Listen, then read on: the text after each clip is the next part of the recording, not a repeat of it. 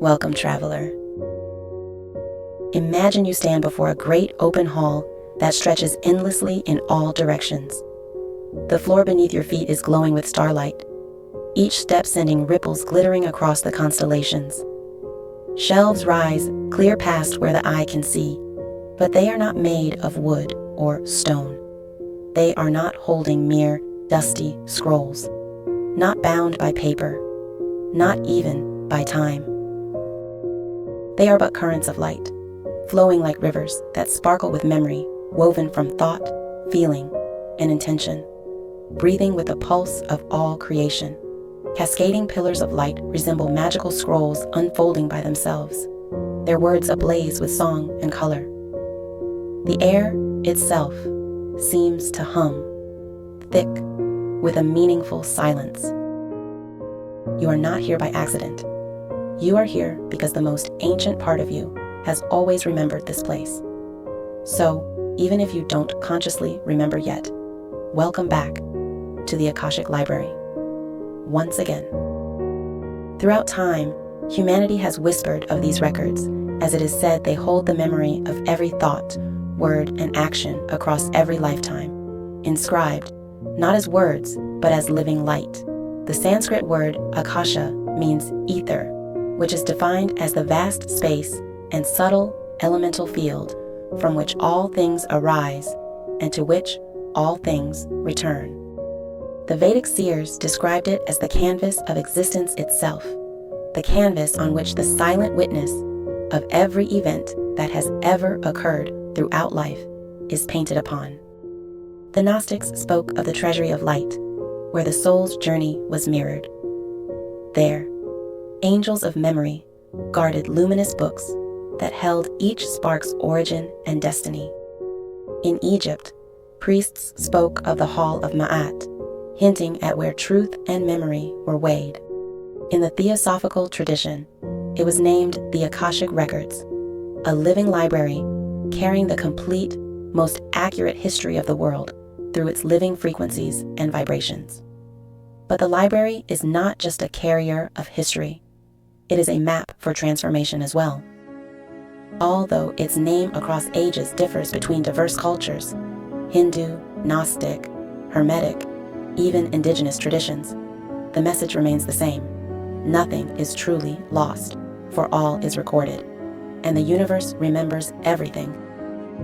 Every dream you've ever had, every sorrow you've ever carried, every triumph you've ever tasted, every act, every word, every feeling, leaves an imprint and has been permanently inscribed, not with mere ink scratched on measly paper, but permanently carved into the very fabric of existence with an otherworldly light. Yet, the records are not only an idea. They are something that can be touched, felt, and even entered. Of course, such a divine library cannot permit access to those who are not ready, those with harmful intent, and those who do not hold the required resonance, all of which are barred from entry, so these sacred records stand guarded, always.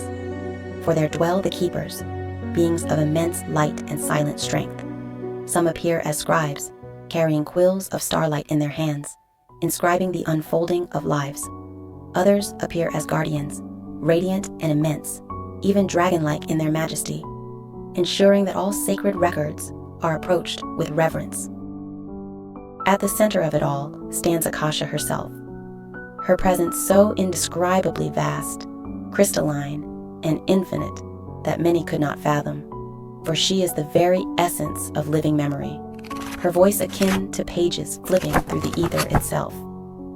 The impression of her endless gaze sees through you like X-rays, evoking serenity and brushing you with the calmest clarity. Her very scent infuses you with the incredible knowing that the truth embodied is speaking to you. Akasha does not judge, and she does not condemn. She holds, preserves, and offers when asked with true sincerity. It is through her grace that seekers may even glimpse a single page. Throughout time, people of Earth have stumbled into the divine library known as the Akashic Records, some knowingly, some by accident, as the records often reach humanity through the softest cracks in daily life. It need not always be a mystic in meditation, though sometimes it is. This happens in quite a variety of ways that one might even deem as ordinary.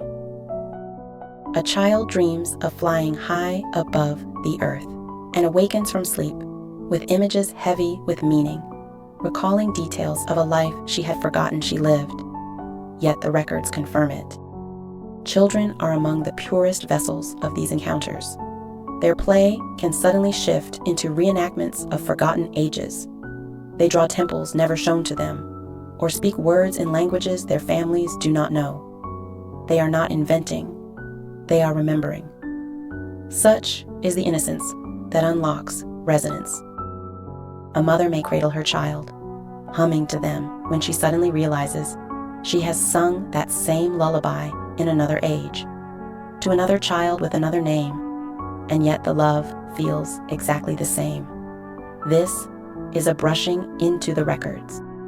A farmer may pause at dusk, his hand pressed to the soil, sensing the weight of his ancestors' footsteps in that same field. This, too, is Akashic remembrance. A reverent seeker kneels in prayer, whispering of her hopes for a healing heart.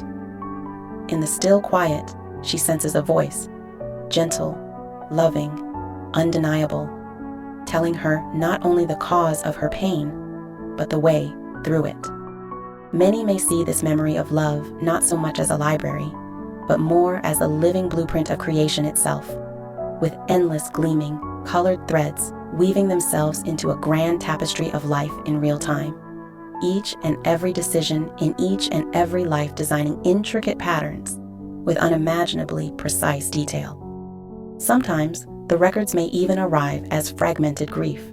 A widow dreams of her departed beloved, and the dream does not fade like others do. Instead, it lingers as though carved into her marrow, carrying truths of lifetimes shared. She does not imagine him, for she has brushed against the tapestry where their stories are still entwined. A mystic sits in meditation. His mind becomes still, and images rise unbidden, clear and luminous. Suddenly, he finds himself walking a hall of stars. He reaches out to touch a glowing thread, only for lifetimes to unfold before his very eyes.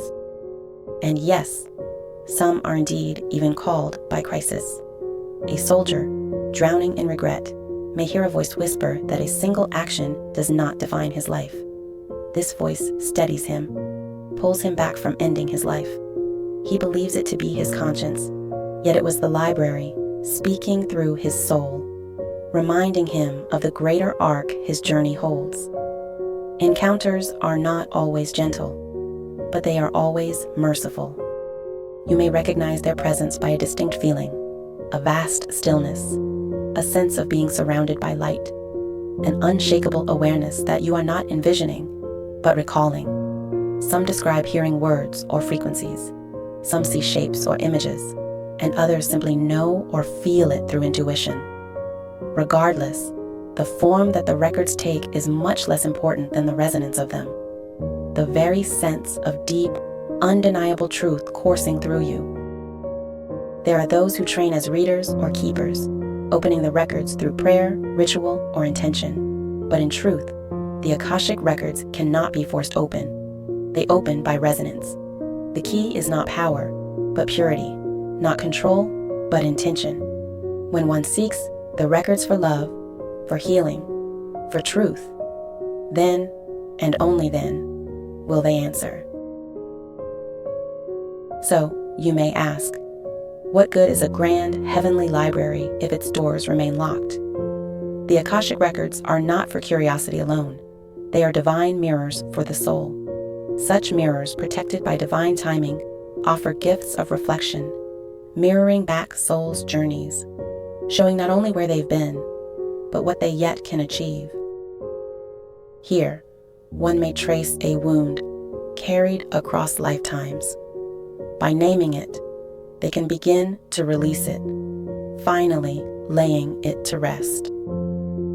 Here, one may rediscover forgotten gifts and talents.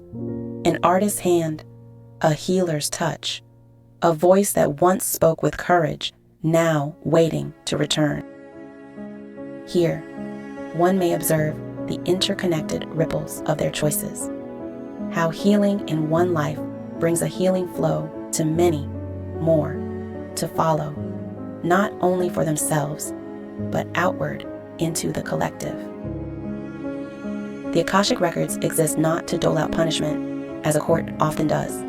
They exist to contain the very memory of love itself, a love that records all, so that no thought, no word, no action, nothing is ever wasted or forgotten. The records are not a book of judgment. They are a book of memory, and memory, when met with love, becomes wisdom. In our world today, fractured by duality and division, heavy with fear and the forgetting of our shared essence, the Akashic Records matter more than ever, for they remind us that we are never truly isolated. We are held in high regard in the ether. They remind us that healing is never truly sequestered. It echoes outward. They remind us that wisdom is not invented. It is remembered. And they invite us to remember not just who we are individually, but who we are together. A single story written in many voices. When you touch these sacred records, even for a moment, you feel it. They say, your life is not a mistake. Your life is an important chapter within a much larger story. Your soul has walked this earth before, and it may walk it again if you so choose. Every breath you take is inscribed in light.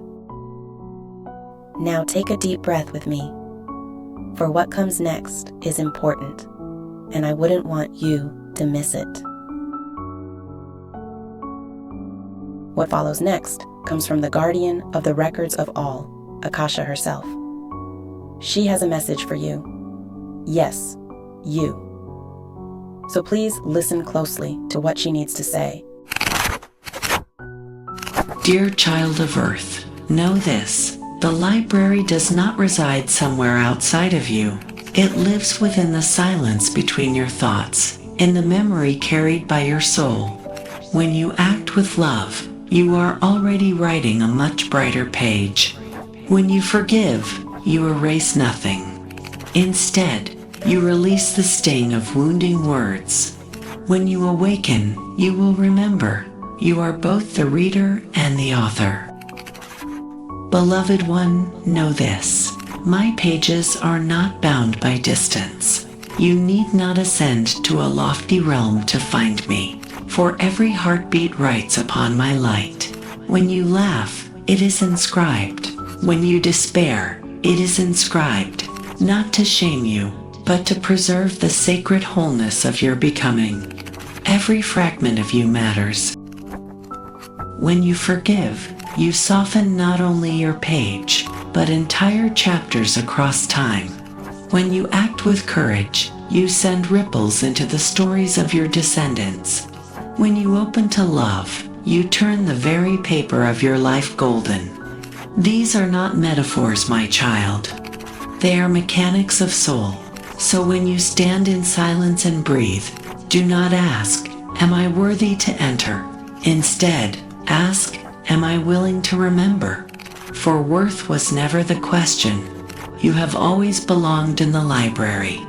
You are, in fact, one of its most cherished pages.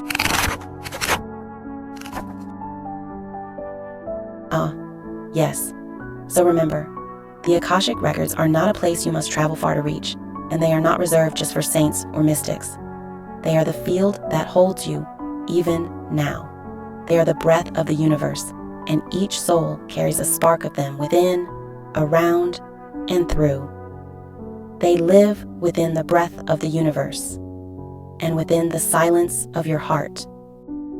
She wishes you to remember, too, that you are not only author and reader, you are also the ink, your choices, your breath, your love. These are the pigments with which your chapters unfold. The library is not cold record keeping. It is alive because you are alive. And in the moment of greatest fear, when you feel most lost, the library does not abandon you. It holds vigil. The page does not tear. It waits for you to take up the pen again. This is the mercy woven into the records. They remember, so that you may always find your way back. If you wish to step into them, pause, breathe, open yourself to love, and ask with a purely sincere heart. Then listen, not for a booming voice, but for the subtle resonance of truth, weaving through the undercurrent that stirs within your heart. In that moment, you are already stepping through their doors. I am Aun'Ahli, in pursuit of esoteric knowledge. Until next time, remember that you are not separate from the Akashic Library. You are its living chapter. It does not simply hold your story. It is your story. And you, beloved soul, are the reader, the author, and the shimmering ink of that story. So, walk steadily forward in remembrance and love, knowing that is what you are at your core, a living thread of love, weaving your memory through time and space. May we step ever forward together on this esoteric journey with clarity and with courage. I thank you for watching and listening, and for accompanying me on this journey into the living cosmic library.